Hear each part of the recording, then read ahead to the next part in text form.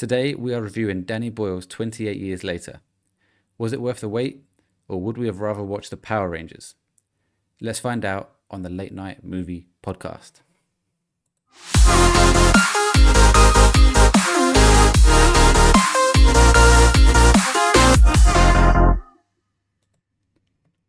Is it not playing? I'm going to have to apologise to everyone listening because I'm not re-recording this. I'm going to apologise to everyone watching, more like. I'm not prepared for this. I'm having a bad day. We've got the Late Night Movie Podcast, as everyone can now see on their screens, but the intro page said Late Night Gamer Podcast. Also, it had Stephen's head randomly floating on it as well. So I will fix this next time. But it had what? Yeah.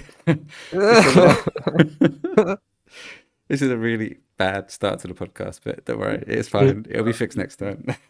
Luckily, you wasn't doing anything, Stephen. You were just smiling, so it's all good. Oh, okay. Oh, it's just fixed on my face. That's good. Well, no, not just you're just there. It's a whole thing. Just chilling out, having a good time. Audio listeners are now like, what the fuck is going on? But anyway, hello everyone, and welcome to the 27th episode of the Late Night Movie Podcast. Your place for movie reviews. Oh, it would have been funny if it was 28. That would have been good. Yeah. Your place for movie reviews, hot takes, and quiz shows. I am your unprepared host, Welchy, and joining me tonight are Mr. Pop Figures himself, Andy.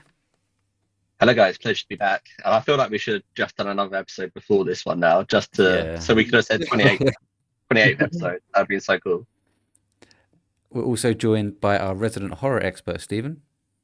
Hello guys, yes, lovely to be back once more and looking forward to talking about all things 28 years later. And the second best Mario Kart player I know. That's so harsh. Jack. So harsh. Hi everyone, thank you for having me back. Well, first time on here, thank you for having me. First time on a movie podcast, yeah, that is right. Yeah. My head has just been completely thrown because of how bad that intro went, but we're here. There's another joke right there. You could have seen and loses his virginity to the Late Night Movie Podcast is should have. You blossomed. But I kind of forgot it was your first one. Yeah, my mind is frazzled, but not as frazzled as Andy and Stephen's, because obviously you completed your 24-hour stream over the week, or this weekend, Friday into Saturday.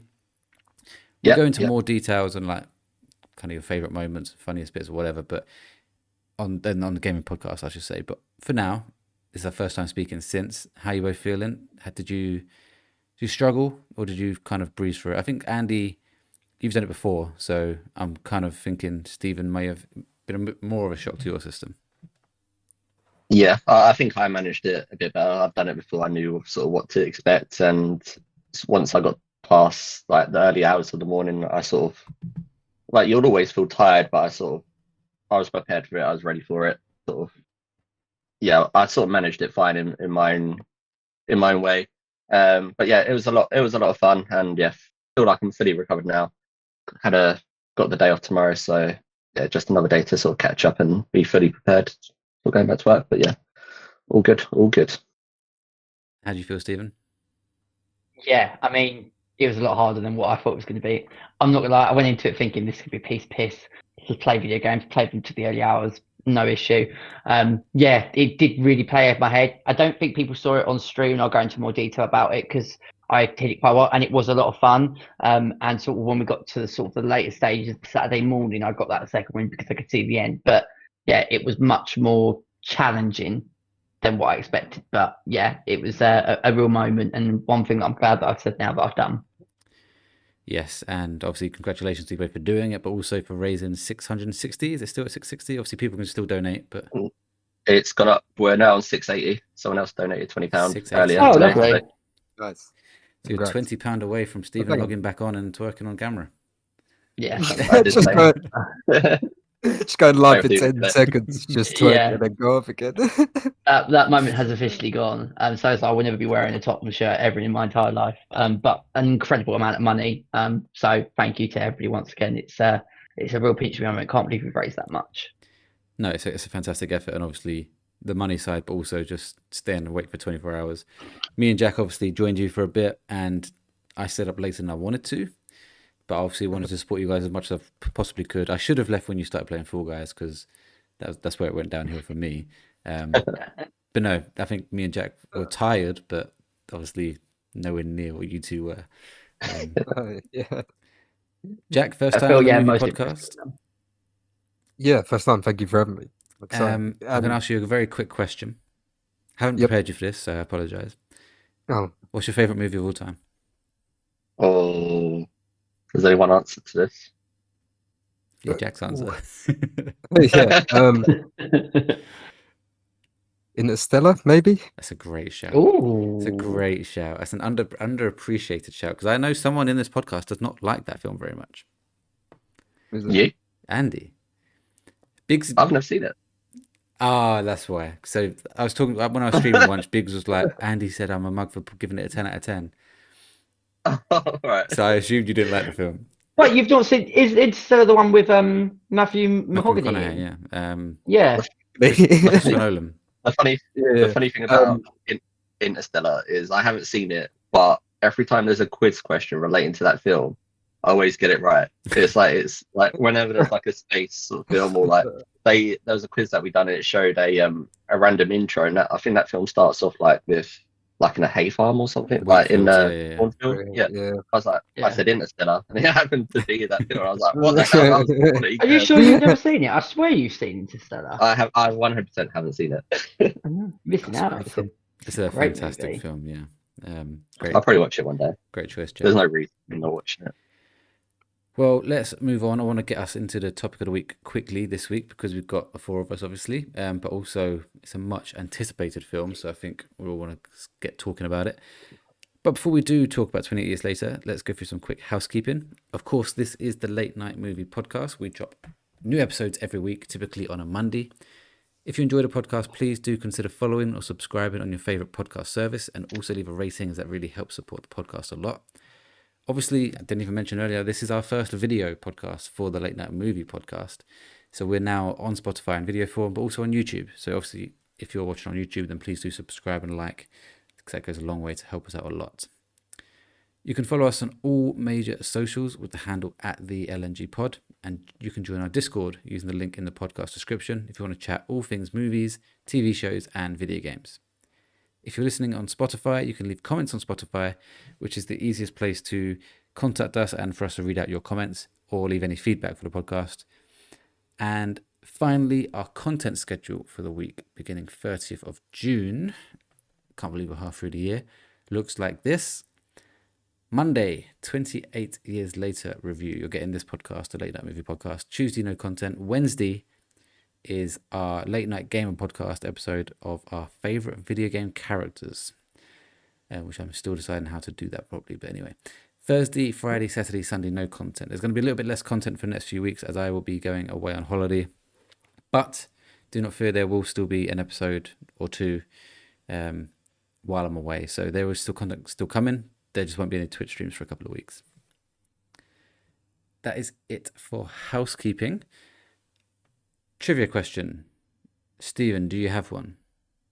I do have one. I'm Perfect. just going on to my notes. So, 28 Years Later is what we're talking about. It's a new movie by Danny Boyle, and he's had quite a successful catalogue of movies. But what movie of his scored the highest on Rotten Tomatoes? Oh, God. Is it Trainspotting? Oh, That is a good So- shout, actually, because I know Stephen loves that film. I don't know any other films that Danny Boyle. I'm a rubbish host. Well, because I said that, you know at least one other film. Trainspotting 2. I don't Is think there a it's second one? Trainspotting 2. Yeah, there's Yeah, number 2. T2 Oh, Trainspotting. God. Stephen never talks about the second, so I don't think it's the second one. You know No, what? I don't think it would. I'll just go on a whim and say 28 Years Later.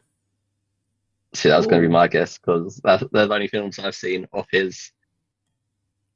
I don't actually know what films he has. I know 28 Years Later is the highest one out of the three films. Yeah, I don't know any others. So I was going to say, I wouldn't have said Trainspotting, like before Jack said it. I would have said 28 Years Later, so I'll have to say that as well. So, Welch and Andy, you're going with 28 Years Later, and Jack, you're going with Trainspotting. Yeah, I think it could be Trainspotting, but I wouldn't even thought about that if Jack didn't say it. So I feel like he's You're done another happy? big film though. Are you all happy with your answers then? Yep. Yeah. Okay. So I can tell you that none of you are correct. The correct answer is 127 hours, which scores Really? 93% on Rotten Tomatoes. I knew To that be was fair, I him. didn't know he I just didn't directed think That's that would the be the highest. that high. based on the real life story of Aaron That's a great film. Ralston. I think that's his real name in real life. Cut his I arm don't know off. his real name, but Yeah, Yeah. in the Boulder. Yeah. There was Trainspot one's far behind. I think Trainspot is at 90%. Slumdog Millionaire also is at 91, It's but one of those. 127 hours is at 93%. That's one of those directors. I know he does these films, but I just forget. And Yeah. as soon as you say it, I'm like, oh yeah, fuck. Yeah. In Yeah. as well, in answer to your question, T2 Trainspotting is really, really good, but Trainspotting is just the highest of high praise. But it's still a very good sequel, T2. Like Christopher Nolan, I know his films because it's like Yeah, they're Christopher Nolan films. You know, it's like it's like a different vibe to it Yeah. than Danny Boyle. No Yeah. offense to Danny Boyle at all. But yeah, that's just I'm going off topic there. But no, good question. I should have thought about that. Oh, well, even if I did think of that, I wouldn't have picked it because I genuinely didn't think that'd be top. Despite liking the film, I just didn't think it would be. Cool. Let's move on. He says, as he's getting his jingle ready, to topic of the week. Topic of the week. I really need to sort this out, but we'll move. Okay. Let's get into our topic of the week this week, which is our review of the much anticipated 28 Years Later. As always, we will start by giving a high-level spoiler-free thoughts on the film and giving our scores each out of 10. We will then have a short section where we'll be talking about spoilers that some people may want to skip. Before we do that, though, let's go through a few stats and figures. Budget. Is anyone aware of what the budget is or was? I think it was massively high. Want me to Google it? No, I know it is. I'm just seeing if you Oh, know. okay. Oh, sorry. 20 million. Oof, too low. Like 45 million? Jack? I'm just gonna go another one up, 60.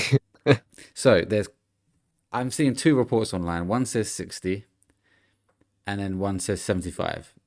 And I don't know which one to believe. Okay. But we're roughly in that ballpark, 60 to 75 million. To be fair, he filmed majority of it using all iPhones, Yes. which like did cost a considerable amount. I thought it was just more one, but there's like a camera with like hundreds of iPhones. I want to get onto that so, point later. yeah. But Yeah. box office so far, and I took this morning, so I think it updates every night on my website I use, so it should still be accurate, of 73.6 million. So if it's a 75 million budget, they're just about to hit it. If it is 60, then they've gone past it. But yeah, I don't know where that's going to end up. It doesn't seem to be the raging success I think I was maybe expecting it to be. And it's interesting because Danny Boyle came out and said the second one is already done and is coming out in January. Third one, but they need finance for the third one. So it all depends on how successful 28 years later as well if we get part 3. Yes. Which well, we'll get into it. Carry on. We're definitely getting a part 2 one way or another. It's just when we get the third part of the plan. Yeah. Rotten Tomatoes of 89, which is solid, very good. It's very good. We're only saying it's not so good because Stephen obviously wanted more for his Rotten Tomatoes game. And it started very strongly at like 9. I had 100 to start with, and then it did fall down. But yeah, very good score. Audience score is less though. It's 64. Yeah, which is not that's so slowly good. been dropping as well, I think.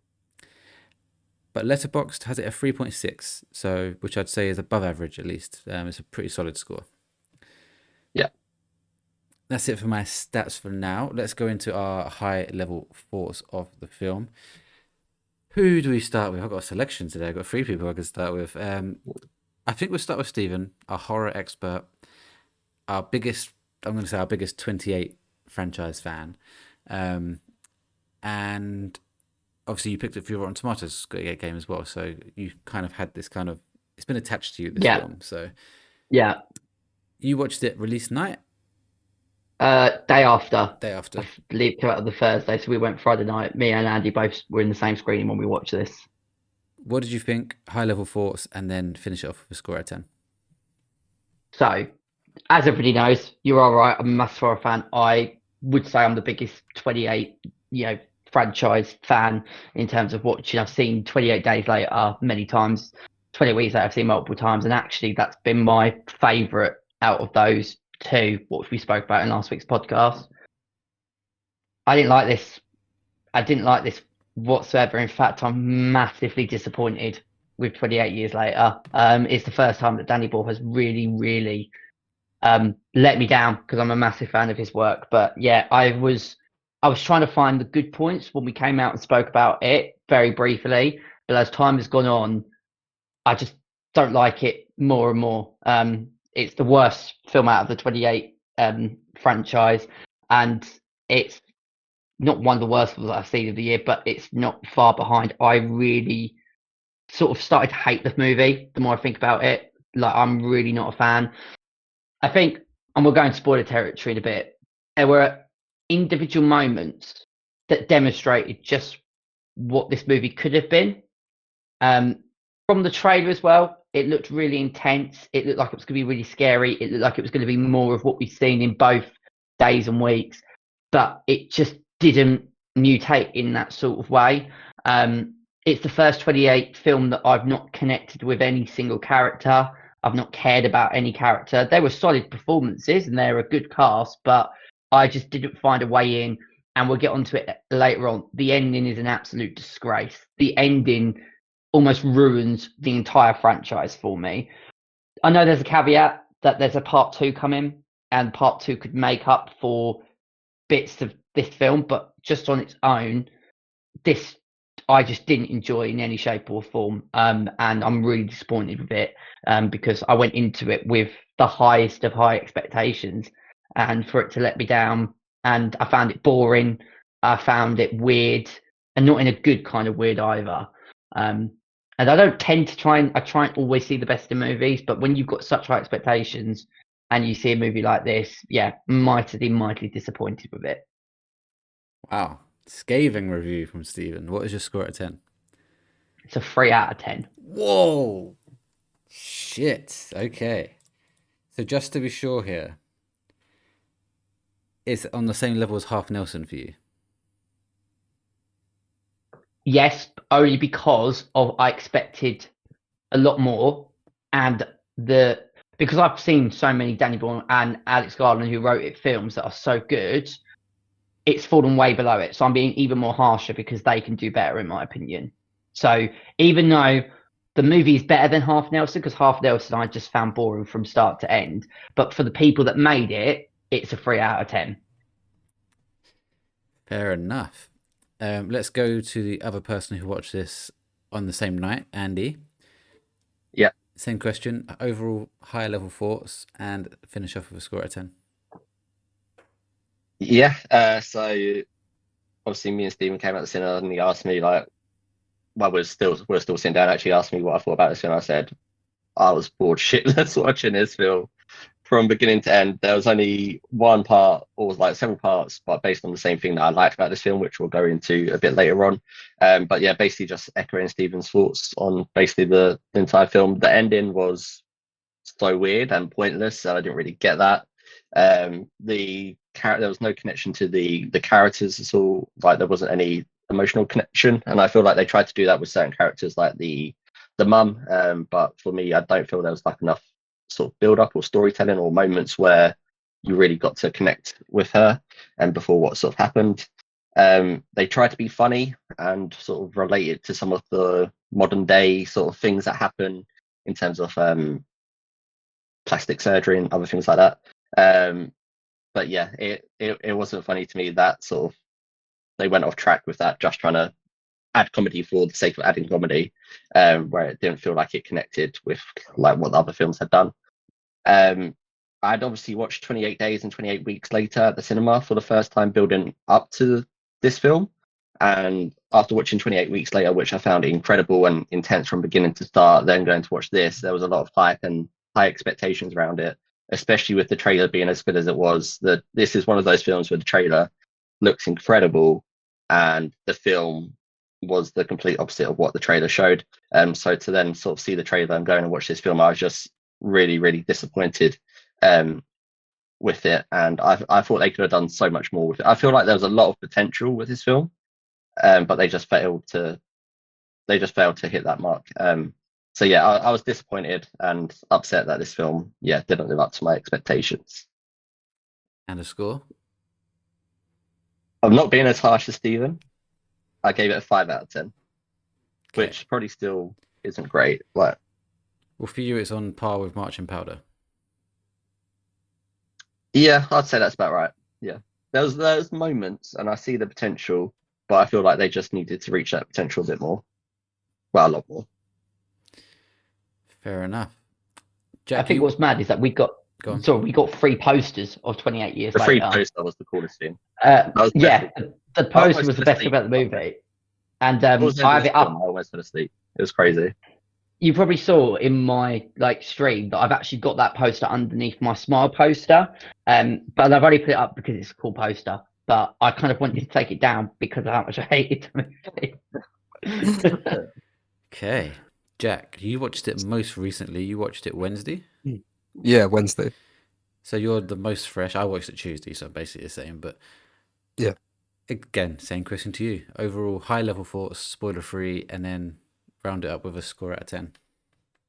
I enjoyed it. I think going off what Andy said, the idea of a film the trailer puts into your head is different from what the film actually ended up being. It was more a they made a big thing about the evolution of the zombies or the infected, sorry, but it was more a story on how the humans have changed and looking at the relationships between them. But I still really enjoyed it. It wasn't as good as I thought it was going to be, and I think some of the things they changed in the movie, like the different zombie types and that, maybe didn't really add much to the story at all. Like, compared to like what you thought they would have done.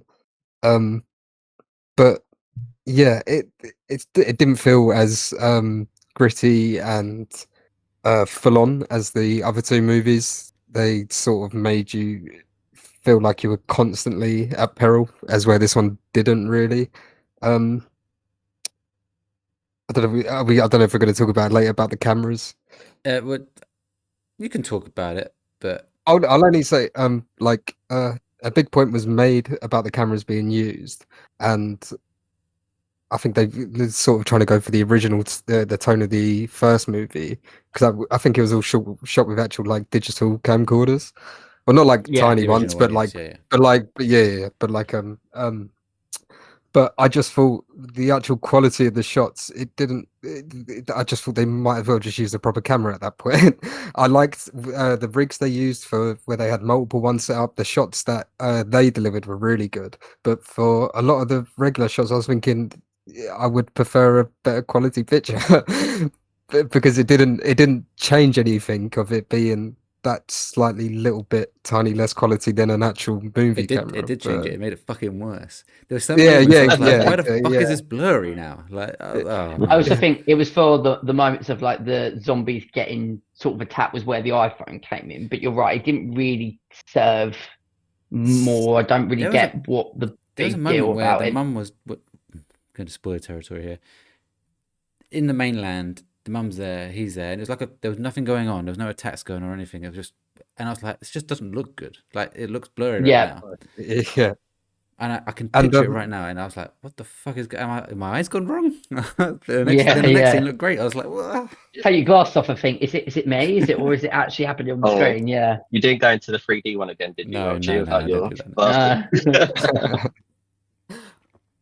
I've also thought the audio mixing was sometimes a little bit all over the place.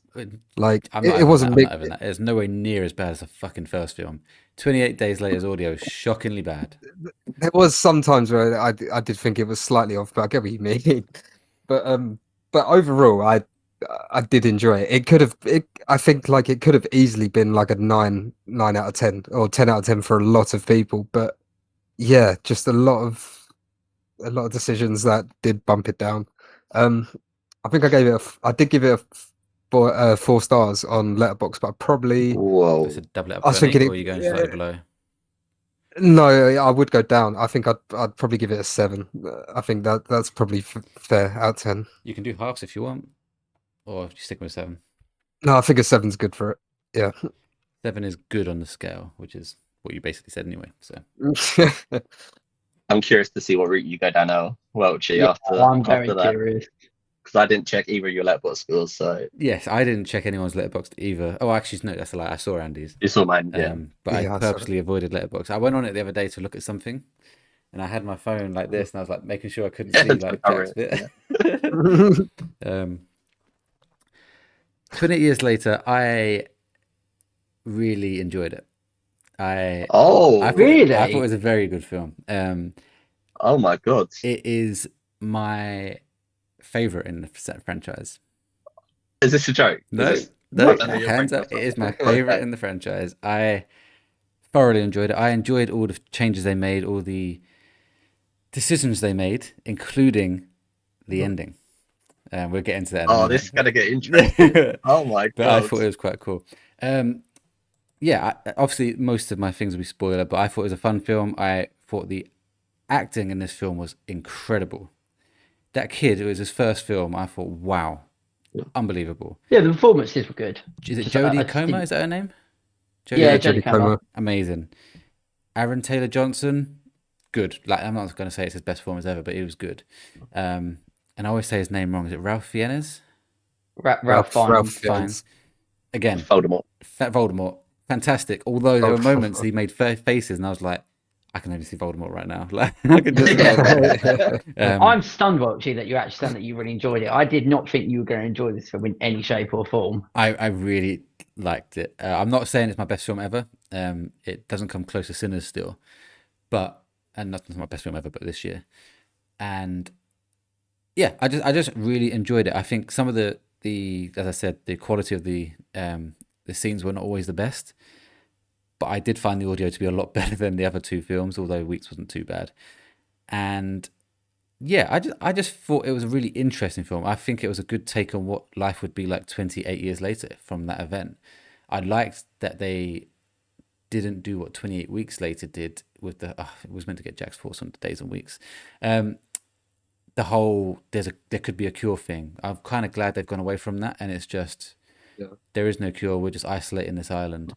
I liked that they had a thought of maybe there's these, because 28 days and weeks, they're not going to know enough about the disease to have studied or know what it's going to do. So in 28 years, it's like, oh, things can develop, things can change in that time, and this disease can adapt or whatever. And I just thought it was a really good take on it.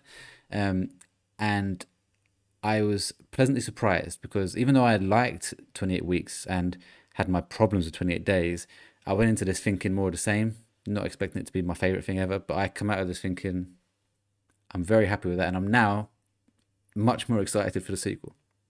Oh my god, I can't wait to get into spoiler territory. I think also one thing that really grated me, and this isn't a spoiler, that at the end of 28 Weeks Later, well, it's a kind of spoiler for 28 Weeks Later, but short spoiler for that. At the end, obviously, it goes over to Paris. That's kind of how it ends. They've also retconned that, haven't they? Yeah. But I just get a feeling, and maybe this is just me, but also in interviews, it's kind of like they've been 28 Weeks Later. Yeah. Because they're like, this is a direct sequel to 28 Days Later. And although I like the idea that it's set only in Britain, they could have then said it went to Paris and they're also dealing with it. So it's gone like globally. They didn't have to spend loads of time on that, but it would have been nice to have something or just a bit of dialogue. The fact of, it went to Paris, but they managed to get it back and it came back to us. It just felt like you were just bidding off that movie, which, I don't know, I didn't sit well with me. I feel like they could have, instead of just giving us writing and text to say this is what's happened, I feel like they could have done a really cool intro where you see it being pushed back from Paris or something just to Britain. But they just sort of decided that 28 Weeks Later, that ending, don't worry about that twist. We'll give you. It's almost like 28 Weeks Later, it didn't matter at all. But they've essentially said that, though, haven't they? And I get why you would be upset about that and not like that, but I really do get it. But I'm just kind of like, okay, that's your decision. I'm going to watch this film as a 28 Days Later sequel, and I'm fine with it. But I get it. I like Weeks, but what I'd say, one of the things I didn't like about Weeks is the standard there's a cure, and that one person is the let's cure. try Let's and make find sure we it. save save the cheerleader, save the world kind of thing.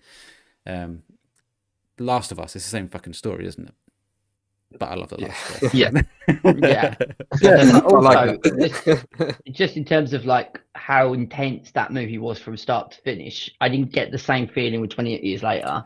There's a couple of moments, and that's the main thing, because even though 28 Weeks Later wasn't directed by Danny Boyle, he had big involvement with it, as with Alex Garland. Yeah, he was executive producer, and he was originally going to direct it. And 28 Days Later also had those intense moments, and I just didn't find. I found a couple of moments, and there was a couple of bits that I found really interesting about how the rage virus has mutated over 28 years, but just not enough. Just not enough to sustain what it could have been. I was never once scared in this movie. I'm not saying it's the best horror film ever, but I just don't think I get scared by zombies at this point in general, especially just standard infected. Talking about The Last of Us, I find clickers and stuff a bit more scary, but these kind of infect, I know they're running fast and stuff, but still, I just don't know. For some reason, I just don't find scared. Did you find it intense? What, 28 weeks or years? Yes. Did you find 28 Years Later intense in any shape or form? There's one scene, there's a couple scenes, but even in weeks, I didn't really, other than when they're all locked in that room and the dad comes in. That's like the lighting and that, they do that really well to like really make that a bit nerve-wracking. But I just don't find zombies that scary anymore, and I think I enjoyed it as more of a take on what it would be like living in this world. Yeah. Far on, rather than most of the stories we see with zombies are dealing with it on day one and the immediate future. I guess The Last of Us is quite ahead in the future. But anyway, we're moving on. We're going to go into I haven't got my score. 8 out of 10. Wow. Yeah, 8 out of 10. Very high. I'm really pleased that that's what I wanted coming out of it, that I really enjoyed it. So I am pleased that you've got it. And it is online, it's very divided. Some people either love it or absolutely hate it. There's no sort of middle ground. Yeah. Cool. Let's move on to spoiler territory. So if you're listening and haven't seen the film and are planning to and don't want it spoiled, I will try to remember to add in a caption on YouTube to say this is where you can skip to, and on Spotify. But roughly 15 minutes probably, I think, before we move on to maybe 20 minutes before we move on to what we've been playing. Watching. This is not a gaming podcast. Should we talk about the intro first? Because I think obviously 28 Weeks Later had such an iconic intro. Yeah. I personally liked this 28 Years intro. I'm not going to say it's anywhere near as good as Weeks. I do still think Weeks is a incredible intro, and I think the music really helps with it actually. But one of the best intros in horror cinema, 28 Weeks Later, by some way. But I did enjoy 28 Years. Did you? That's literally what I wrote down. You enjoyed the intro? Yeah. I put down it was good, but compared to 28 Weeks Later, it wasn't good. Just because that one was so good. I did think it could have been slightly better, but yeah, I did like it the way it started with the kids watching Teletubbies, and obviously shows it all dying. And then his dad's a bit crazy, but yeah, it was a good intro. I think the church scene felt a little bit sort of like playful, when he's like screaming and going, my children, and like I know that was in the trailer, but the actual bit of them watching the Teletubbies and then the infected breaking into the house, I thought that bit, and at the very beginning I was like, yes, this is what I've signed up for. Give me more of this. And then gradually, as the movie wore on, I was thinking, this is not going in the way that I wanted.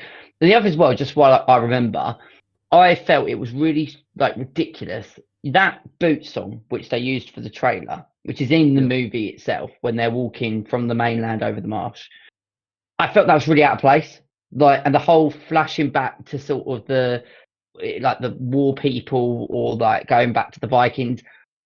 Can someone tell me what on earth that was all about? Well, that was showing that's showing how they've gone back. Basically, they've regressed back into those times. I don't personally think it served the story in any purpose. It just felt serve a story. Weird. I think it was just showing that's what life was like, and now they're back to that because of this infection. They've gone all the way back. I suppose so. That's how I took it. But I get it, and I agree that I don't know what you called the song, but the bit where it's like really, the first trailer was really fucking intense. It didn't. It fits much better to a trailer. That song, let's put it that way. It didn't fit that well into the movie.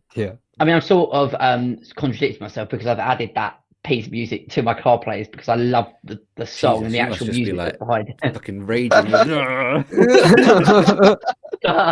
Like I like that, but it didn't serve the scene in No, I agree. any purpose. Yeah. That bit and like the flashing backward bits, like the other thing, the people in the masks.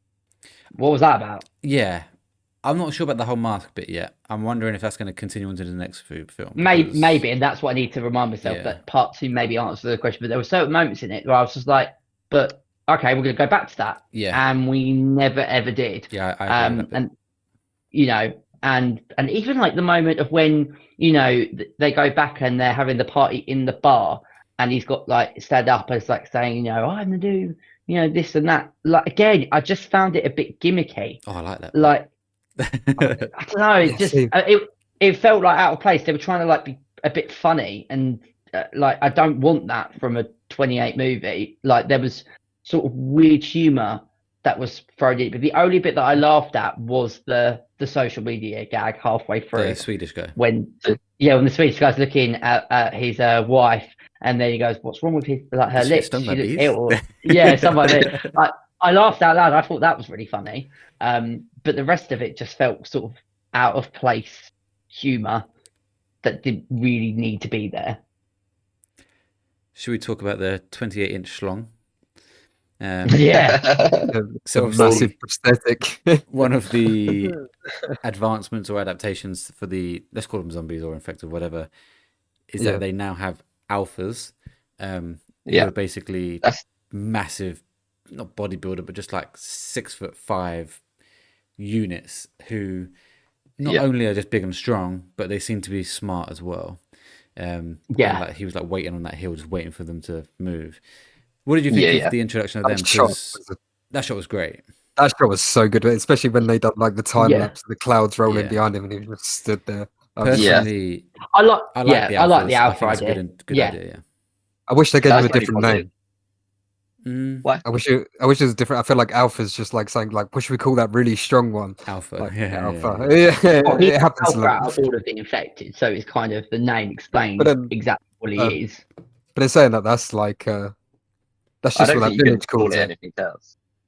That's just what that village says. So that's true. They might meet someone else, and they'll be like, "Oh, we call them 28 inches."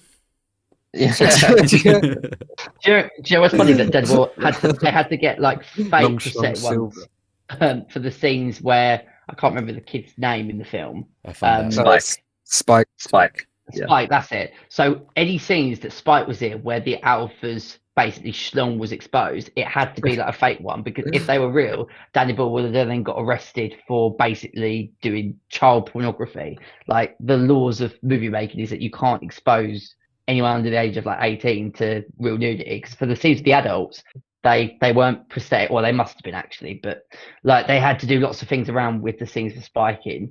But that's one of the points that I will praise it for. I love that idea of how the infected have survived 28 years, and also like how the infected had sex with that woman who then gave birth.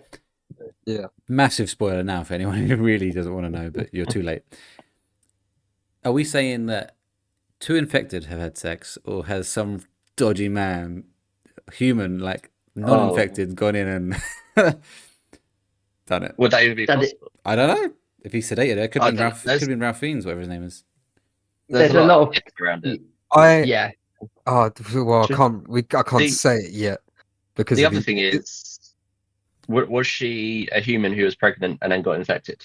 Well, we're never gonna know. I don't think. But I think it could be the point you said, but it links to something in the ending. So I don't know if you want to say that yet. Oh, you think it could be his?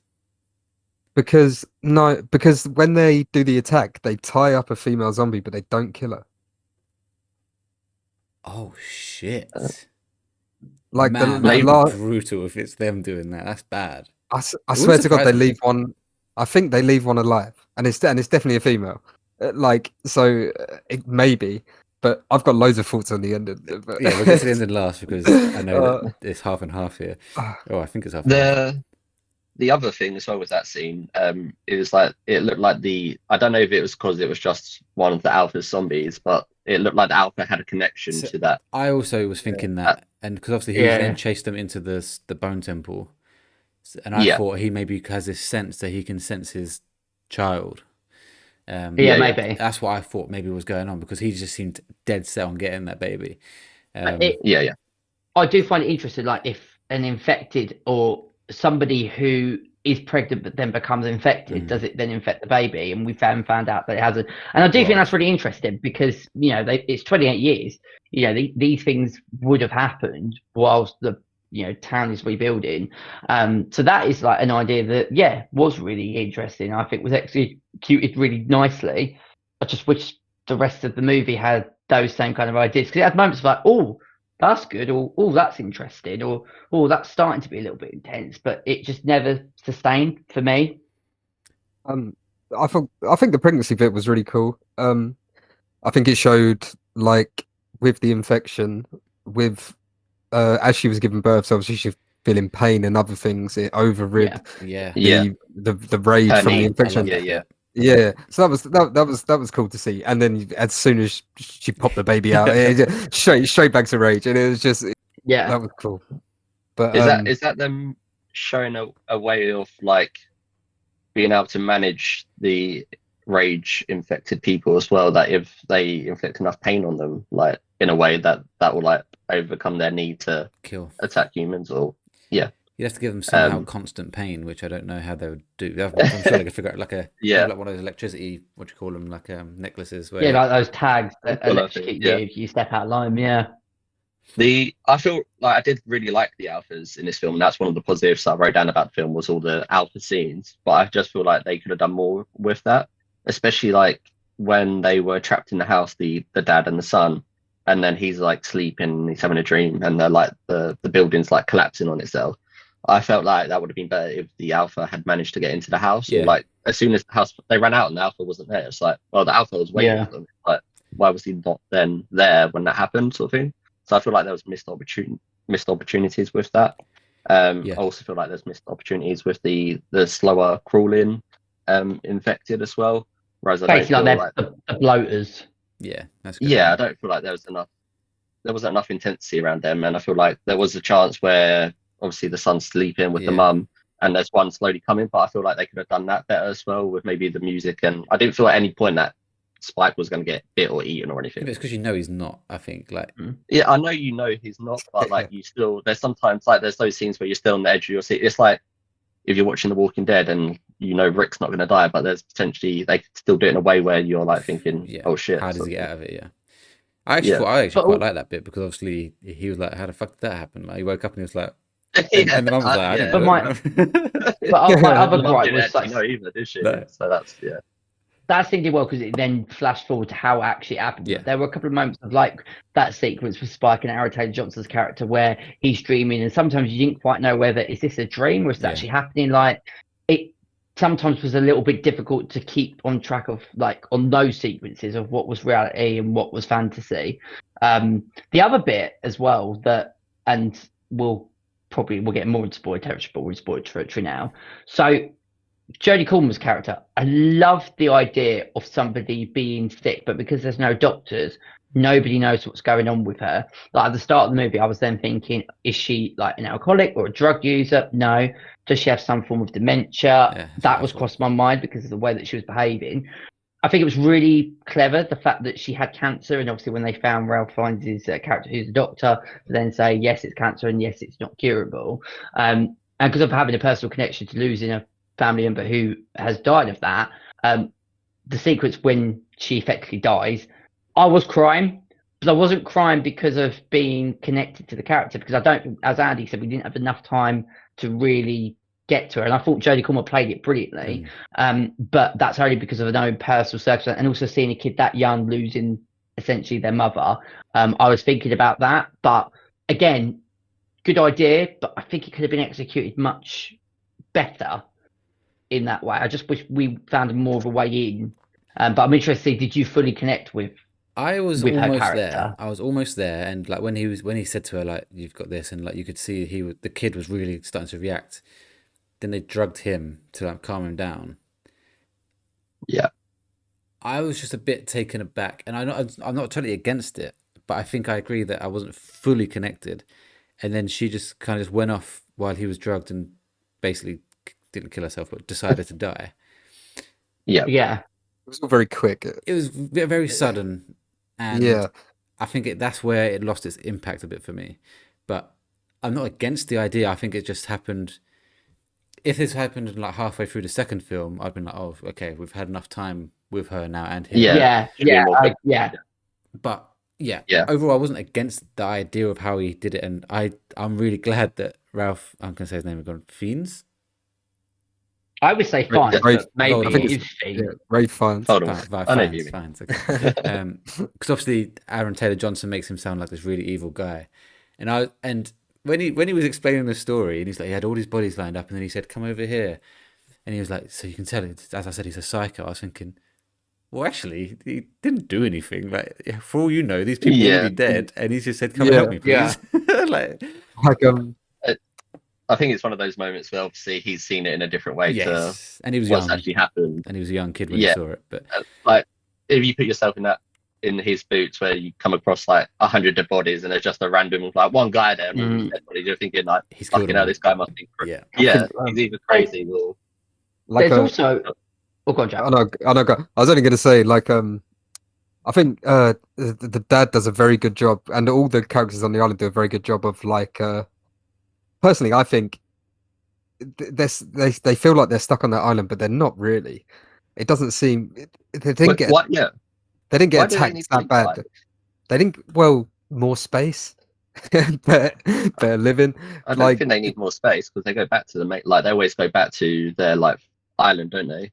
but I think like they don't have to live there. I think that was the kind of impression they were trying to give off, because that Dr. Kelson had built that whole temple and done all that. And then when they first see him, he goes, I've been waiting 13 years for somebody to say that. So that means it's been 13 years since he first started burning them bodies to build that temple.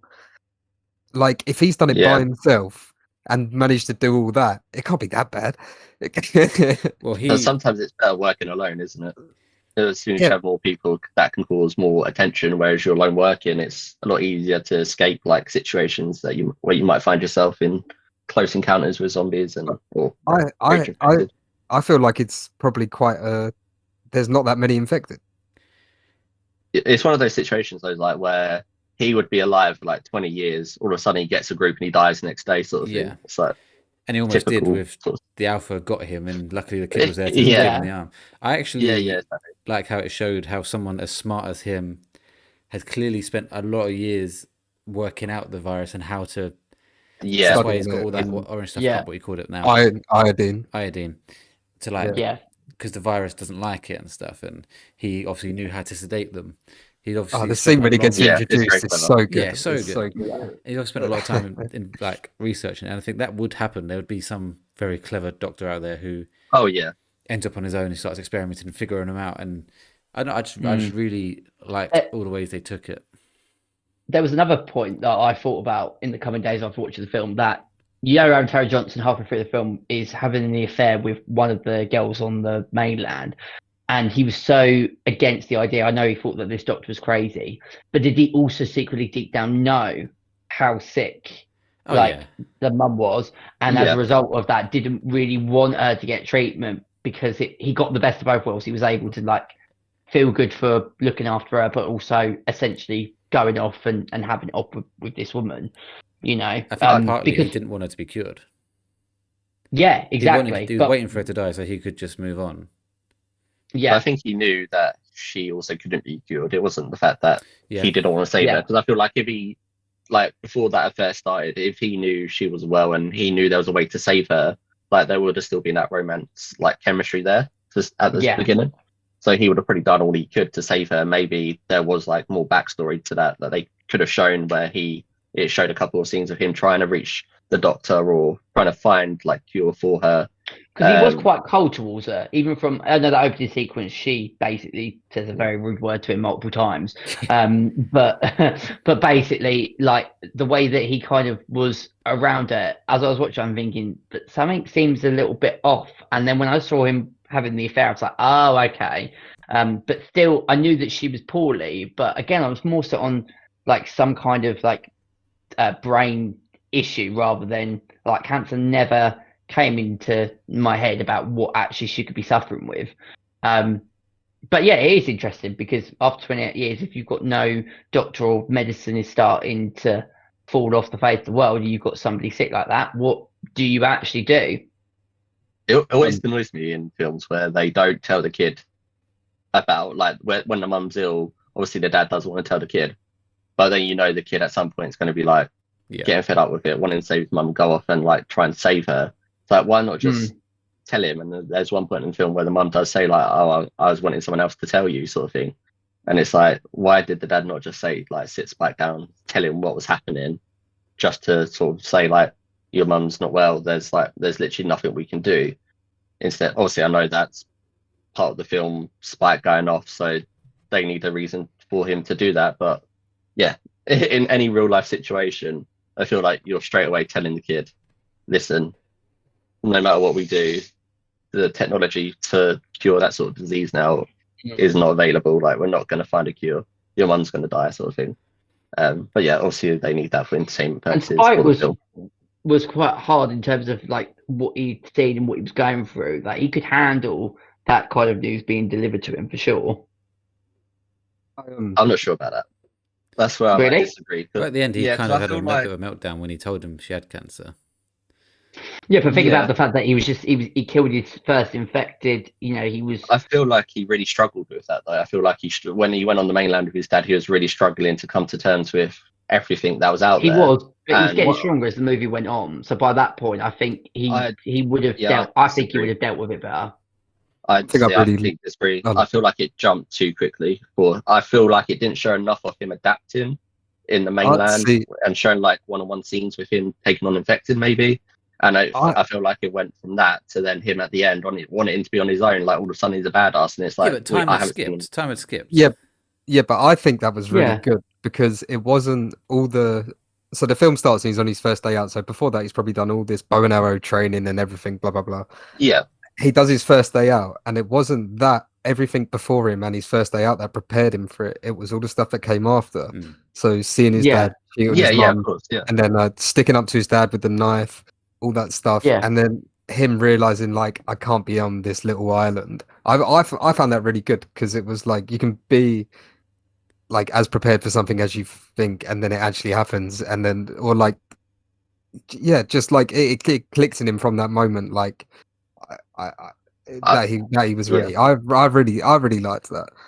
Especially if he was ready though, like you saying, like then him being prepared to go out. Obviously, he was taken out 2 years younger than like basically everyone else, their like age requirement.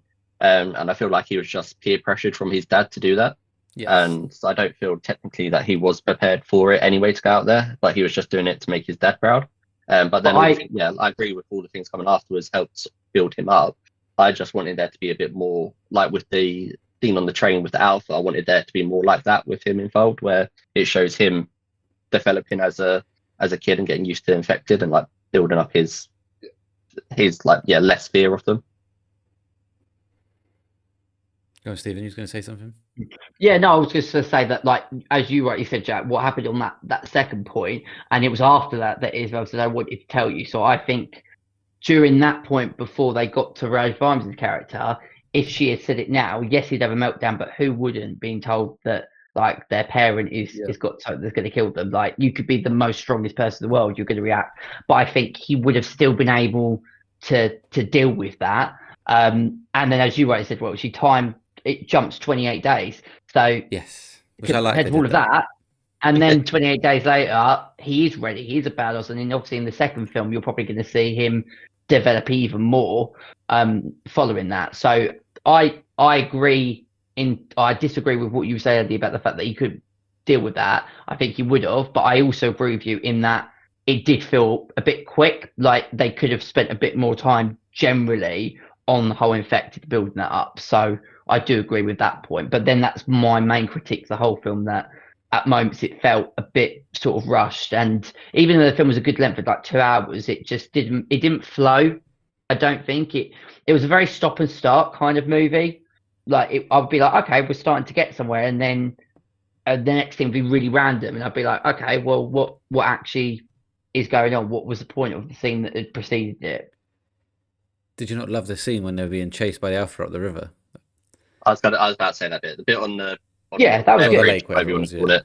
The When Northern they're like, Lights and everything, that was great. Yeah. they think they're like escaped the Alpha, and they're like walking casually back towards their island, and all of a sudden they're like, "What the fuck is that behind them?" And you just see the Alpha. That was one of the most intense parts of the film. You're thinking, shit, right, start running. But it's a moment. It's a great moment, but it is a moment. It kind of had that moment. I was like, oh, that's really good. That's really intense. And then nothing else after. But I think as that's a set piece, it's good. I think that's a clever way as well, with the tide rising off a way of the dad not being able to go out there and save that is he's trapped on the island. Otherwise, he'd be out there sort of looking for him, you'd think, but because of that restriction, he literally can't. So it's like, again, I think it would have been cool if they showed more with the dad fighting against himself, wanting to do more, but physically being able not to. I don't think they had a boat or anything, but the water rising is just a really good idea on its own, separating the mainland from that small island. Just generally, that's a really, really clever bit of writing. Go on then, we've got to talk about it, the ending. Yeah. Why do you not I like thought it? It was weird. It's just so random. All of a sudden, It was very random, but it was obviously the kid from the intro. Yeah. So it was Jim. I knew at some point Jimmy was gonna pop up because there was little hints throughout the film. So I said to Stephen, there was a house at one point. I think it was like a far out shot. It showed a house with graffiti on it, and it said Jimmy on it. Yes, I don't know if you guys saw that. Yeah. I think there was. I can't remember exactly, but I think there was something else that hinted the there body as well. that was hanging upside down, it said Immy. You could see it said Immy. Oh, you couldn't maybe. quite see the J. Yeah. Yeah, I knew there was something else. Yeah. So I knew he was going to show up at some point. But at first, when I first saw it, I thought there was old people dressed up as gangsters in tracksuits, and I started doing backflips. I was like, "What the fuck?" I don't think he was dressed up as a gangster. Jimmy Savile. He's dressed up as Jimmy Savile. Yeah, it's so random. I liked it because it showed Jimmy had almost gone completely opposite way of his dad. The cross was hanging upside down. Yeah. So he'd obviously used it as I don't know, to protect him, but obviously is then crossed the hang upside down. And it shows probably he's met these group of kids as kids. I'm guessing, we don't know what's going to happen in this next film. They'll probably introduce how it all happened, but I see it as a group of kids who had no adult figures to guide them through this world, but they've survived. But they've had no kind of guidance, so they've kind of gone their own way. Their only guidance was watching Power Rangers, probably on repeat, or Teletubbies, whatever it is. And Teletubbies. the beginning was Teletubbies, wasn't it? The very beginning. Oh no, yeah. I thought you meant about they were the same colours. But yeah, I just enjoyed it, and for me, I am now I need to know more about these guys, and obviously it's what's the actor's name? The really good one, Jack O'Connell. Jack O'Connell. He's fantastic. So I'm looking forward to seeing him. Hopefully, a lot more in the sequel. I love Jack O'Connell as an actor. I've liked him ever since I saw him. Think first in Skins and then Starred Up, and he is a great actor.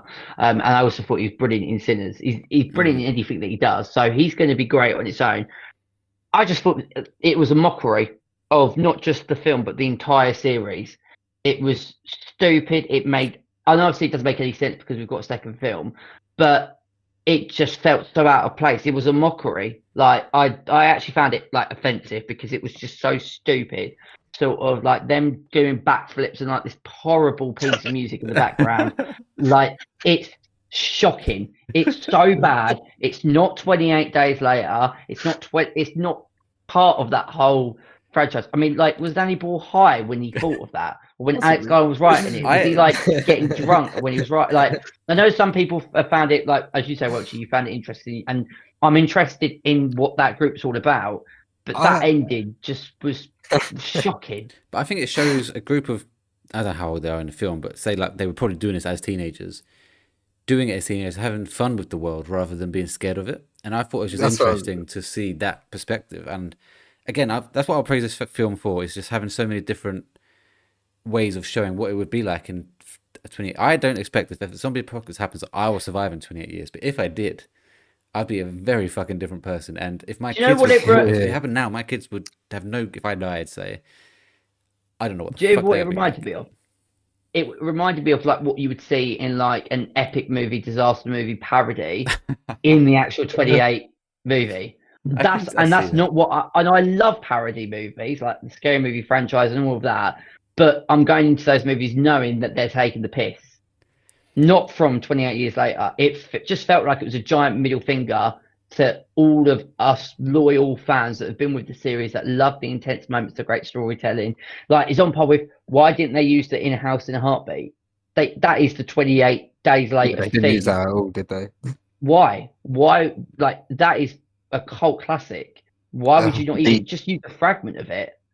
The only thing you could argue is this is the start of another 3 films. This is the first one of 3, so it's like technically you could take it away from 28 days and 28 weeks later. It should be its own. But then you're bringing back Jim. You're bringing Cillian Murphy's character back in part 2. So that I get that if it's a completely new take. Yeah, it's going to be very interesting seeing Jack O'Connell's character hopefully coming. Oh, either he's with Jim or coming against Jim or something. Because I imagine Jim is very like the elderly. I've survived 28 years this way, like a very different way to how these kids clearly have.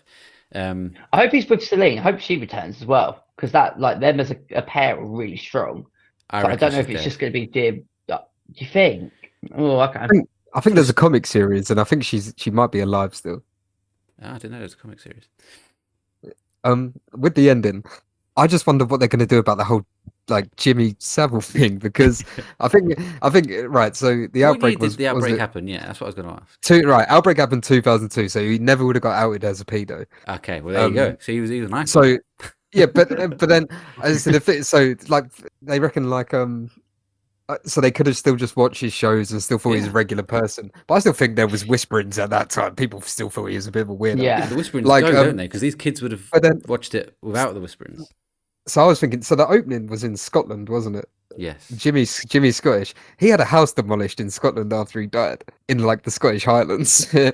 Imagine if he ran away. And like, I just wonder what spin they're going to put on it, because like, imagine if he ran away and he was in Jimmy's house.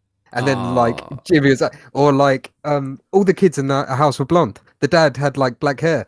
Like maybe I was so angry with like, I don't remember paying too much attention to one of what they had like a Jimmy Savile mask on. No, Jack O'Connell looks like they're all in tracksuits, gold rings, gold chains. They've all got blonde hair. Jack O'Connell looks like a spit. At one point, I was like, have they resurrected Jimmy Savile? They're all just, and his name's Jimmy. So you've taken that as a direct connection to Jimmy Savile? 100%, 100%. Okay. Because I didn't pop into my mind at any point, but then I was so angry with the ending that I wasn't really thinking anything past it. But I do think they went a bit over the top with the Power Ranger stuff, because but then I think it's also like it's sort of like when you watch a film like Zombieland, you get reminded that like if something like that did happen in real life, there would be people out there who would just like react to it take it as who take it as like a free for all. I think I didn't really take in that they'd tied one up. I think that's going to come into play, like you say. It could be much more sinister than we think. And I think they did. Yeah, I also am going to put it out there that I think that this ending is going to look much better after the next one. I'm hoping. Yeah, I think that would be true. It'll be definitely interesting to see the second one after that. I've got a feeling that the next one's going to be a fantastic film, and then it will make everyone a little bit happy with how the last one ended, because you'll be like, oh, that meant that, and this, that thing. If part 2 is much better, then I might go back and revisit my review, because then the bits that I'm not happy with might make a bit more sense. I mean, Andy, I remember you saying when we came back to the screening that you were like, "Oh God, I've got to sit for another one of these." So yeah. Well, it's interesting hearing other people's perspectives on it as well, because like you obviously come out of it with like just one thought on like what you think about the film, but then when you hear other people talking about it and their thoughts on it, it like opens up more in your mind of like, oh, actually, I didn't really see it in that way before. So potentially it'd be interesting rewatching the film now, knowing what other people thought about those bits, to see if it actually makes it any better for yourself. I'm still sticking to it. It's crap, but part 2 might change it. I do want to move on, but before we do, I liked a couple of comments that I saw on Letterboxd. There's some Letterboxd reviews. One of them was, oh, that was definitely the one I liked. That's fucking weird. It's in German. I don't understand that. Oh, okay. It's gone wrong. I must have liked the wrong ones. That's very annoying. That's so annoying. Because whenever you like a comment, it saves it so you can go to it quicker. Yeah, And I yeah. definitely didn't like these two. It should just be the top comments, so hang on. I'll be able to find it. But any closing thoughts before we move on to what we've been watching? No, couple. I'm just saying. One thing about the alphas, there was two scenes. Like, so obviously when the building fell down, there was the obviously all the deer ran past, and then The deer on didn't the look scene good where to they me. get. Oh no, I wasn't gonna. I wasn't point about that. Okay. No, and then when they were running back to the island, obviously all the crows flew past. Yes. So I don't know. I don't know whether they were just whether they're gonna do that as a coincidence, or the alphas have some like animal control, like, or Yeah, does it? I took it as the crows were probably running away from the alpha, or flying away from the alpha, rather Yeah, than. Yeah, it's And like the deers, Yeah, well, we didn't know about the alphas at the point we first saw the because also deers. yeah. those animals have also survived 28 28 years. years, I saw so the deers as they're more just fully being aware free of. and just. Yeah, yeah. But we didn't know about the alphas before that. And You also had those scenes where the dad was having like when you saw, I think it was the deer head up on the tree, he would then have that like flashback of how that happened. Like I don't think he had the flashback. I when think it just showed us how it got up there. it was showing, yes, that was like one part I was like confused about. I was like, is that him thinking yeah. like he's like picturing what happened to that deer, or 'Cause was it just showing us how that happened? there yeah, was also part of me thinking, is the deers actually, is that real, or is he imagining, like, is that an imaginary Yeah. moment of those deers running across? It wasn't really made clear on what was reality and what was fantasy. Before we saw the alphas, I was thinking, there's like some humans killed this deer and put it up there for fun. Yeah, yeah. But then we obviously find out that alphas are just ridiculously strong. I think also, I know I say it all the time, but like 15-year-olds have got such a great life, because again, some of the moments in this film and how this film got a 15, like the world's changed Yeah. from when I was growing up. Like there's so many films that we go to see where we're like, oh, was that an 8? No, that's like a 15. And like it feels like you can get away with a lot now to slip into that age category. So some of the reviews I found on Letterboxd, and I say I found them, they're the top reviews. Everyone's liking them. So this one gave it 4 out of 5, and said the most terrifying and unsettling thing about this movie was seeing those fucking Teletubbies. The next one says Ralph Fiennes is so damn orange in this film. I thought he was the fucking Lorax, which I thought. And then one more. Actually, it's 2 more. Starting to think the virus has Viagra in it. I thought it was very funny. And then the last one, all of this happened because of a monkey, which obviously Yeah. to 28 days Yeah. later. Cool. Well, if that's everyone's final thoughts, we'll move on to what we've been watching. Let's keep it 28 related. Jack, you watch Days and Weeks. Just very briefly, what do you think of them, and how do they compare to years for you, like ranking wise? Days is my favorite. That Wow. would probably be like an 8 out of 10. And then Weeks, it's got a place in my heart because Lewis fucking apologies for swearing. Lewis showed me it on holiday, and it gave me nightmares for like the good like 3 or 4 days after. And we was on holiday, so that just ruined it. But like, so that holds a special place. But that probably be like a 7 out of 10 as well. That film's good. Yeah, I love 28 Days Later. Cillian Murphy's performance in it is so good. Everyone's performance in it is amazing. Sorry, I'm so caught here. I feel like the only one who thinks that the audio and some of the visual in that film was shocking, but Yeah, but but you gotta remember it's like the whole point of it. well, the It's audio made being shit, 2002. that's not the whole point of it. I want to hear things. But, No, but but also, like, oh, go on, Jack, sorry. go on. No, I that's was fine. I was going to say, like, when that film came out, they could have made it with. It wasn't like that was just like because they were hard up for cash. I feel like it Well, they were was a hard up proper. cash, weren't they? Yeah, but like Yeah, they so- could have made it with something better than that. Think about the size of the No. explosions in that film when they blow up like a petrol station. Look at they could have used something better. But like You have to- no, I wouldn't want them to use something better. But like I'm saying, like they could have if they wanted to. But the whole point of that film was to it be so gritty and horrible that like you're just supposed to feel completely unsettled by everything. So what about the Yeah. bit where there's, instead of having like flowers, filming a flower garden, they just decided to Oh, film a fucking painting. painting. Did you not spot that bit? Fucking hated Oh. that. It really wound me. I do also think you have to remember that they were like doing guerrilla filming at that moment, where like they were having to film in between, like getting fined because that bit in London, which is a vacant London, they filmed. They didn't do any CGI. They Yeah, but just that's had to good. do it. That's not the bad bit. The Oh, bad right, bits are then, the. But like their budget was really Yeah. really tight, so the audio is not going to be at its best. It's just that final scene where they got a bit of extra funding from Fox Searchlight, so that last scene with the parachute is in digital, but the rest is done on actual film. Also, it's a great movie because it's one of the first movies that had fast zombies, which we have Resident Evil 1 to thank for that from Alex Garland, because he took the inspiration from that game, not the zombies, but the dogs that came through. So it's a great movie, and the whole movie is meant to make you feel really unsettled. So that's a very good shout. 28 Days Later is a masterpiece. I just think 28 Weeks Later is just from start to end a really intense movie. Just doesn't let up throughout the whole of the movie. I've watched 28 Weeks since the last podcast. I watched it the same day I watched Years, actually. Okay. A bit of a 28 day. I really liked it. It's better than Days for me. But you know my thoughts on Days.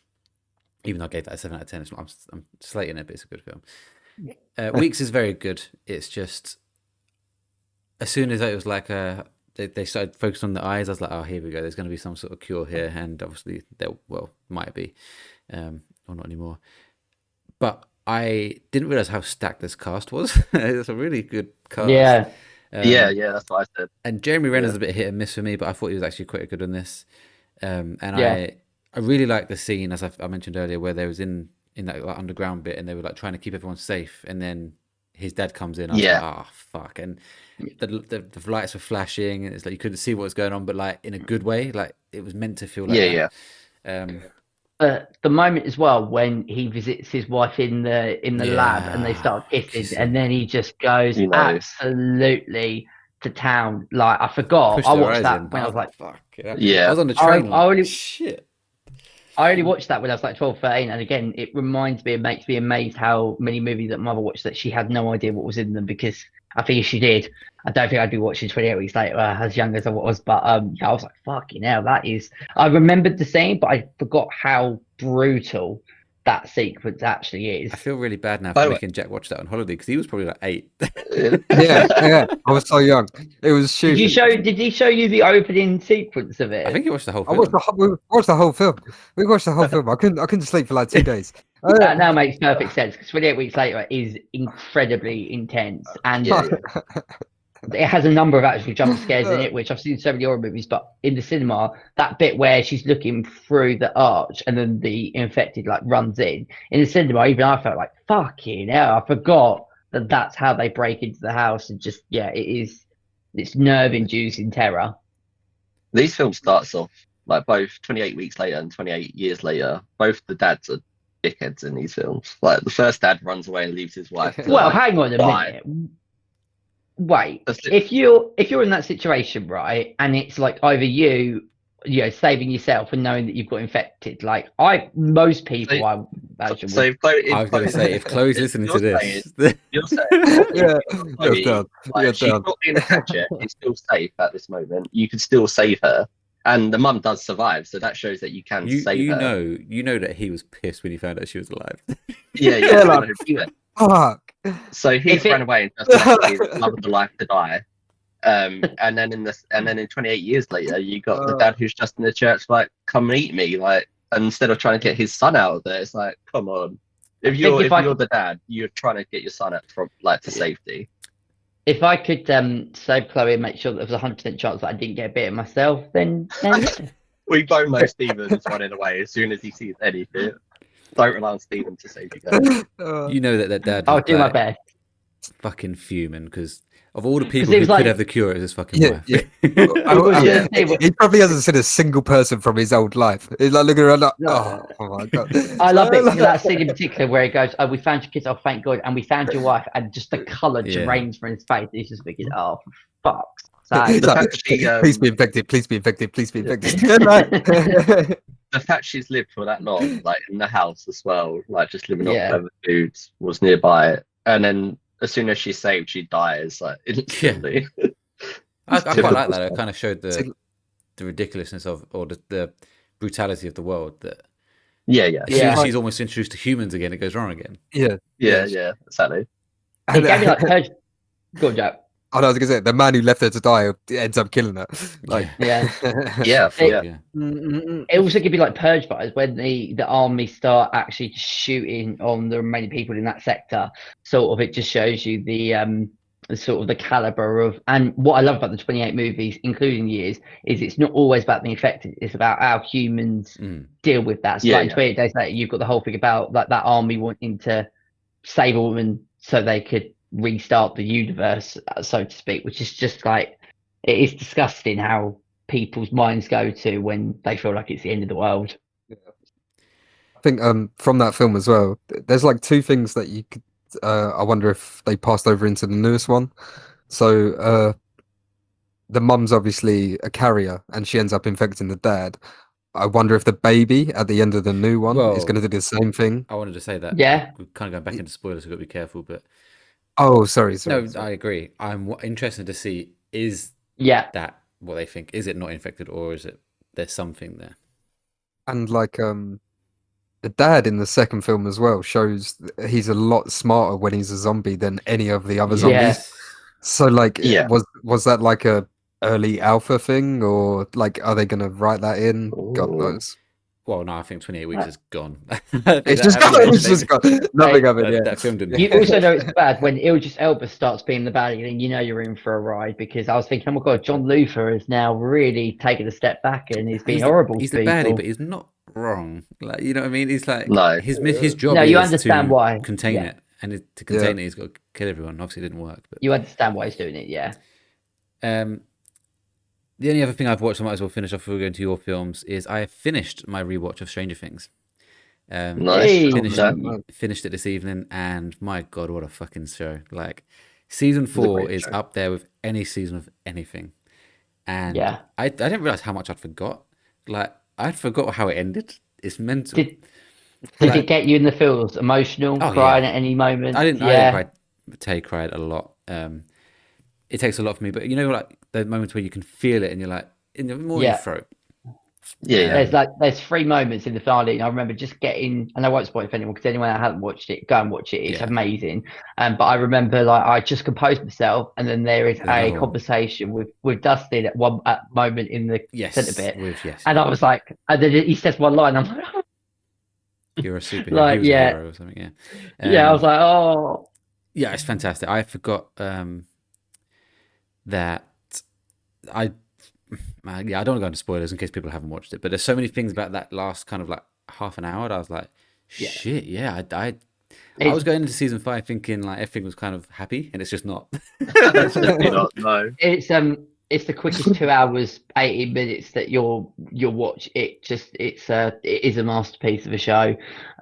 And it opens up at the end of 4, who's going to be like the main character in 5, or 1 that unlocks their full potential. So it's exciting because it feels like it's going to mirror the first series, but in a much more darker way. So yeah, get me to November. It's going to be good. Yeah, if they stick the landing, I'm gonna have a very big conversation with myself with what is my favorite show ever, because it's always been Breaking Bad for so long, but if they land it, it's gonna have to be a conversation. And obviously we've got Invincible as well, which I need to quickly run and do something, so I will have to quickly go. So don't talk about Invincible yet. But Andy, you watched, and I've lost my notes. Watch the new Megan film Oh no, I want to hear about that, so I don't want to. before I go to sleep. Yes. As much as I want to hear about that, I really need to go and do something. So I'm going to quickly turn off my webcam. But yeah, talk about before I go to sleep. And if I'm not back, I should be. Move on to Megan. Okay, that's absolutely fine. So, before I go to sleep it's on Netflix for anyone that wants to watch it. It's got Colin Firth in, and He did. I'm not sure how else it is. But yeah, Colin Firth's one of the main characters in this movie, and it's about this woman who has amnesia. Amnesia, is that how you say it? Where Yeah. every time that she falls asleep, she forgets everything. So she can only remember she doesn't even remember the day. She lives out that day, and then she goes to sleep, wakes up, and she's forgotten everything. And basically she got attacked sort of 10 years ago. She was attacked, and there's a doctor trying to find out, or sort of help her to find out what happened, to see. They still haven't caught the person who done it, and she's basically recording. She gets a phone call from the doctor each day to remind her that she's recorded what happened the day before. So she has a camera stashed away, and so she's recording everything that happened the day before. So then every time she wakes up, she watches what's back on the camera, just to remind herself of everything that's happened throughout that day. And it's sort of her doing her own investigation with the notes, the messages that she's left herself, to figure out what happened to her. So it's quite interesting to see sort of her trying to piece things together along with the doctor's help. And yeah, there's a lot of different twists in this film. So throughout, you're obviously trying to figure out if anyone close to her is involved, and then there's certain twists that happen that make you think it's different people. But yeah, it's a really good film. I'd recommend it to people. I think it came out in 2014. So if you kind of like thrillers and films like that, I won't obviously tell you. You do eventually find out who was involved. I've watched this but it's film. worth I a just watch. realised as I was doing what I was doing. This is the who's in it? It's got Colin Firth in. Yeah, I've Colin watched it. Firth is the main character. Yeah, so I'm gonna find my obviously it's about Letterboxd that woman. score, but I enjoyed it. Yeah, it was really good. I enjoyed it. I don't think I've rated it on Letterboxd yet, but I'd probably give it like 7, 8 out of 10. There's a lot of different twists in sort of trying to figure out who it is, and like throughout the film, you're thinking like, oh, is the husband involved? Is the doctor involved? Yeah. Is someone else involved? It's like at one point you think it's someone, and then something happens, you think it's someone else, and then something else happens, you think it like hell, it goes back to that person who you thought it was. So there's a lot of different takes on it, and it's very interesting. So yeah, I would definitely recommend it. It is worth a watch. It's got 2.9 on Letterboxd. Oh, that's crazy. I thought I gave it a 3 out of 5. But I'd yeah, probably that's go pretty like what 6.5, 7. Maybe. Yeah. Let's switch it up. Stephen, quick breakdown of your Invincible. Obviously, we're going to do, I think we haven't said it, have we? We are going to have an Invincible special episode coming up very soon when Stephen has finished his season 3 adventure. Yeah. The rest of us here have watched it all, but where have you got to? Are you still enjoying it? Oh, it's absolutely unbelievable. Every episode is just getting better and better and better. I'm looking forward to tomorrow doing basically like the double bill and finishing it off. I watched episode 6 earlier today, so basically just a couple of high-level thoughts. There's a breakfast scene with Eve and Mark where they're trying to like sneak around having sex and thinking that, you know, As you do. Mark's mum doesn't know, and she just casually drops it. And then I love when they're like sitting there, and then Oliver goes, they had a sleepover last night, and then he just gets kicked under the table. Like, there's a couple of really funny moments in it. Seeing the backstory for Duplicate as well, I thought was awesome. I love how we're getting backstories from a lot of the main characters, and a lot of stuff in like the first 2 seasons is now making a lot of sense. I then put in my notes that Shrinking Ray and Rex will get together, and then episode 6, I was like, oh, well, they actually have got together. So, you know, all right, can't really say much more than that. The other bit that I really like, this is mainly in episode 6, Powerplex. Yeah, that's what I was waiting for, by Stephen. Aaron Paul. Fucking hell. Yeah. I'm just going through my notes from the previous episode, but Powerplex is an absolutely awesome character. Both him and Kate Mara's character, who as soon as she came on, I was like, oh my god, she's from like House of Cards. And you know Powerplex is American a Horror character, right? Story. Yeah, Aaron Paul, Oh, yeah. like from Breaking Bad. Oh, yeah. Last episode, As soon as he like, spoke, I was like, oh my god, it's Aaron Paul. yeah, I was like, for a second, the word characters, I was like, that's Aaron Paul.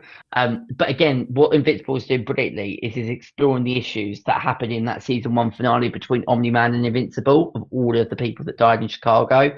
And like, you can easily understand why Powerplex wants to do what he's done. Like, I couldn't sit there and think you're in the wrong, because you would want to go out for revenge if you've lost your sister and Omni-Man is like gone and Invincible is the only one standing there and you're going through grief. Like, I got where his motivations were. I also love, and this is something really subtle, the opening titles, which come up with Invincible, every time Powerplex was saying it, it kept flashing So with the good. credits. So good. And that is like little bits like that. I'm like, that is genius.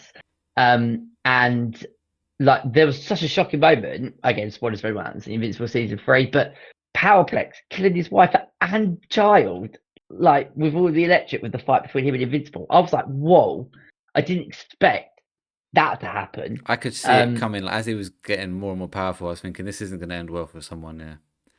I thought it was going to end well for somebody, but I just didn't anticipate him murdering his own wife and baby. And what's even worse is that you'd think after that he would then realise and think, you know what, loads more innocent people lose their lives. I need to just chill. No, he's even more angry when he gets caught up and put into prison. He should have seen the irony of him being so angry at the fight of those two killing his sister, but then his fight has killed his family.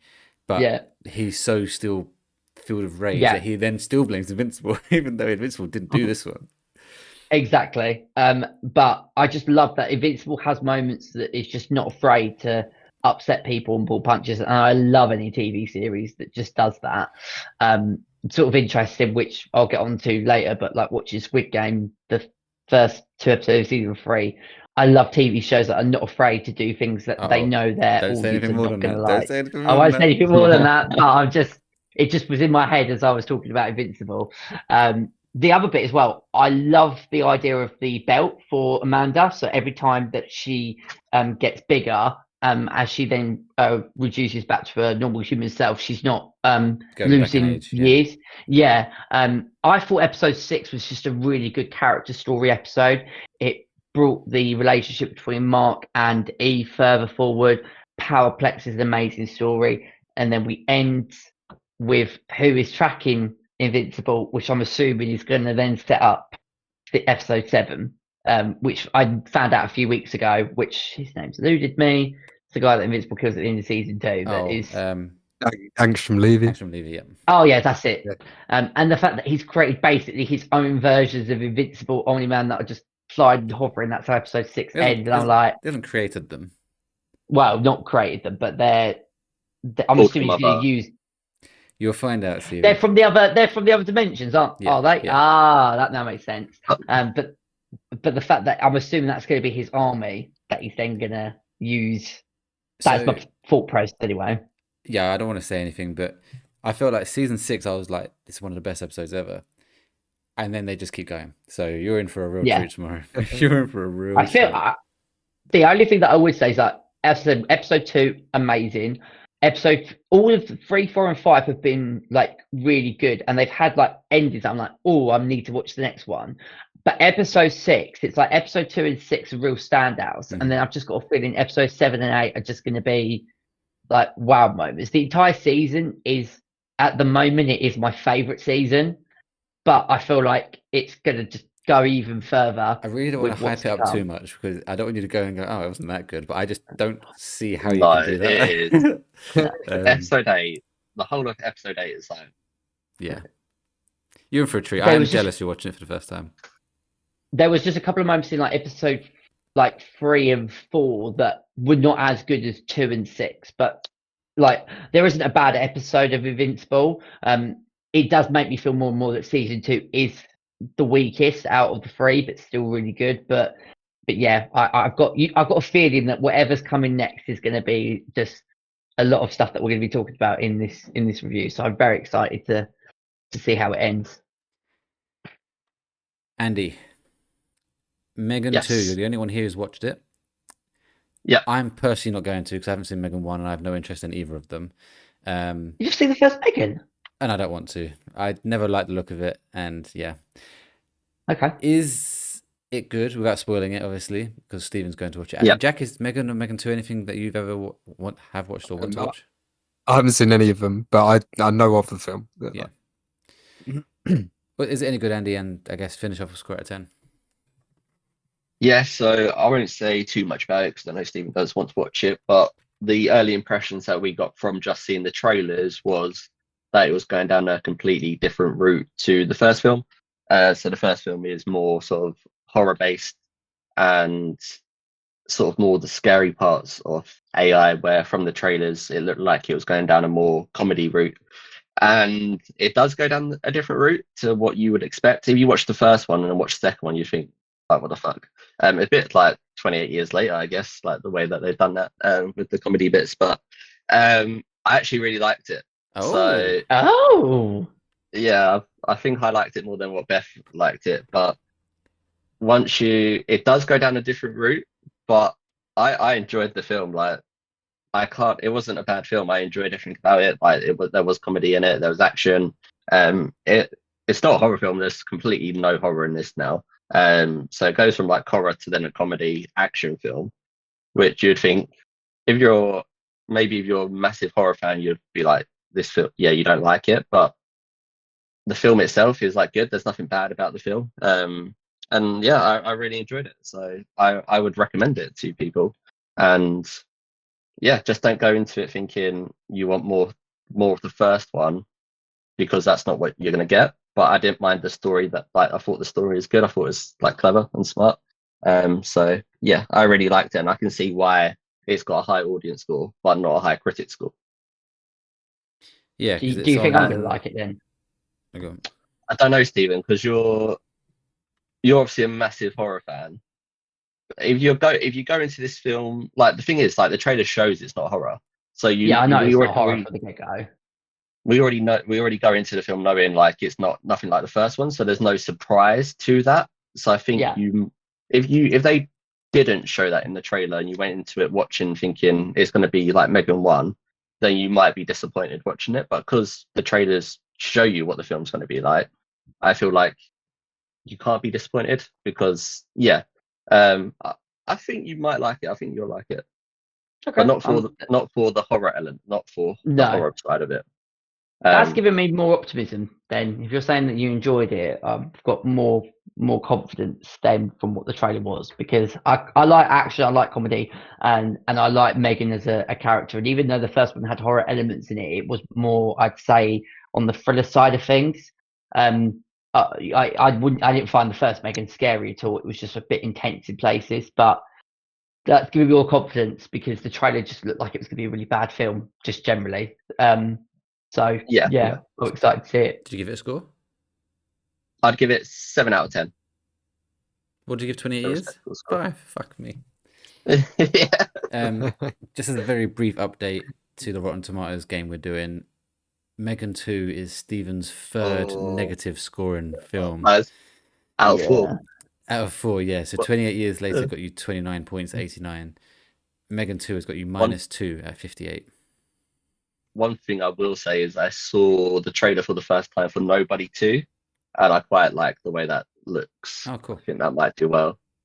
Okay. And what was my total scoring on that now? You're -21. That's crazy. Shit. That's so funny. Really not been my year in terms of Rotten Tomatoes scores, but just for reference, Andy is on 121. So that's crazy. Cool. I think that's not it, is it? Who's got something else left to talk about? Only briefly, I went to re-see Logan that was it. Cinema on Tuesday. Yeah, just a really good film. I'd seen it before. Again, I forgot how dark and brutal that movie actually is. I hadn't seen it for a number of years. I mean, it's just so different to any of the other X-Men movies. Did you feel any different after Deadpool Wolverine? Because obviously it doesn't ruin. I personally don't think it ruins Logan. But... No, I don't think it ruins it at all. Like, as a whole, it's a really good movie. I do think that it has a little bit of a lull, like, before its final act, where, like, if it was maybe 25 minutes shorter, it would be like one of the best, if not a masterpiece. I don't know if you agree, but there's just a small section in the movie that just felt like it dragged a little bit. But outside of that, I've always wanted to have like a Wolverine that's similar to the X-Men Origins Wolverine game, which I don't know if anyone played on like the Xbox 360 or PS3. It was just brutal, where it was basically Wolverine putting his claws and ripping heads off and dismembering people. And I was like, I'd love to see a movie like that. And Logan is, well, it's pretty much the movie that sees Wolverine use his claws for what they should be and just brutally rip people off. I'm reminded that he's like literally the scariest limo driver, Uber driver. If you got into an Uber and you've got him sitting there, I'd be shitting my pants. And I love the kid in the movie. she's I great. think her relationship is really good. And yeah, I think it's got a solid ending to it. And yeah, Deadpool and Wolverine doesn't ruin it in any shape or form. And it's just weird watching a James Mangold film after watching him with a clear unknown, thinking this is a very different body of work to what I've recently seen him. But I think it's a solid 8.5 out of 10 if I was going to score it. Sort of, I'd probably say it's probably the best X-Men film. Oh yeah, I feel weird, but I feel weird though calling it that because it does feel like it's separate. a different film. Yes. Like it should be in the X-Men universe, but if you're putting it in the X-Men universe, then it is by far the best. The only one that comes close to me is X-Men: Days of Future Past, which is very close actually, because I love that film. But I quite like. I know this is really controversial for a lot of people. I quite like the Last Stand, the third X-Men movie, but that's just me. The big battle that happens. Oh no, I don't know that one. Or the Last Stand. Okay. And X-Men Origins Wolverine, I quite enjoy, but I like get those ones Wolverine. mixed up. The X-Men films, the Wolverine ones. Yeah. Is the one you said, Welchy, the one with the younger versions of them? Well, you got there's two of them, but Days of Future Past has both of them in it. So you got the new and the old. Oh, okay. So First Class is where it's just the young ones, like McAvoy Yeah, with and James. Yeah. Yeah. But then Days of Future Past kind of has that kind of crossover. It's a great one. Yeah, I like all the X-Men films. To finish us off this week, Jack, you've watched Sinners. Yeah, saw that 2 weeks ago. So I loved it. Good, because we've got kind of different opinions here. It's one of my favorite films this year, definitely. But the more I think about it, the more I fucking love that film. Steven's a bit less on it. Didn't like the beginning. Andy's kind of in between me and Steven. So I'm interested to see what you think overall. I loved it. Some of my favorite films are like Django and The Hateful Eight, and it reminded me of them sort of films. Even though it's not really set in Western times. It's like just after, I think it's like Prohibition era. Yes, America. But yeah, I loved it. The music. Yeah, and there's no vampires.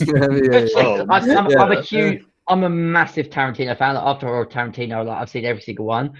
What Sinners made you think of both Django Unchained and Hateful Eight? Made me think of like olden style America, style America, and the violence in it, and just I think it gave me like a Western vibe, or like just early America. Yeah. And I like that setting. I've always think that setting's always delivered good movies. The music was great. The music was so good. The scene in the barn where he was playing music and it was going between like the future future musicians and the old musicians. That was so good. And like the combat scene when they actually come in was so good. The way like the camera pans in so you get different bits of the fighting, the woman on fire, everything. Jack O'Connor was amazing. Yeah. He's a Remick. Yeah, he played him so well. I love that film. The ending was cool as well, like the after credit scene in the bar. Yeah, like where he goes back and he plays him a song again.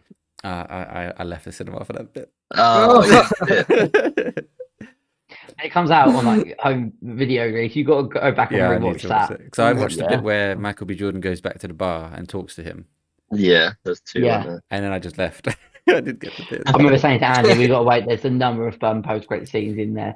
The movie, I remember when we reviewed Sinners on the podcast. I said the movie that reminded me most of is From Dusk Till Dawn.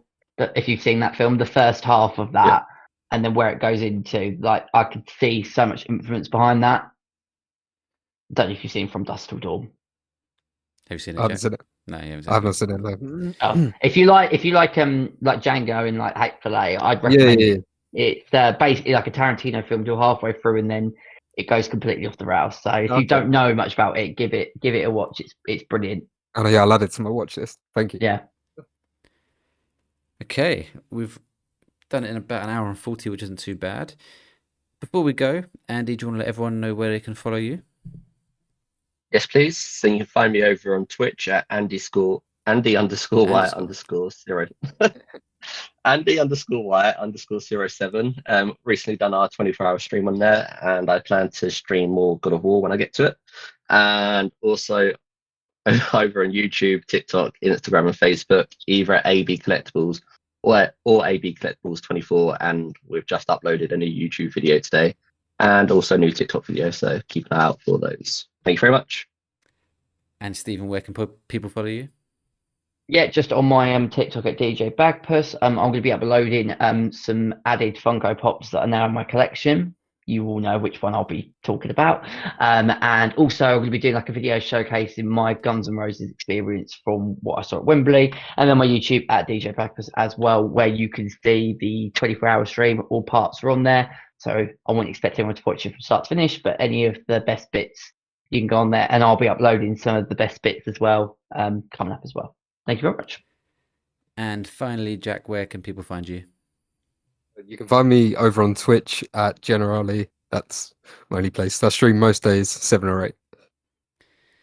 Definitely most days. Thanks again for tuning in to the Late Night Movie Podcast. If you enjoyed this episode, please give us a follow, leave a rating, and tell a friend about us, as word of mouth goes a very long way. You can follow us on all social medias with the handle at the LNG Pod, and be sure to join our Discord community using the link in the podcast description.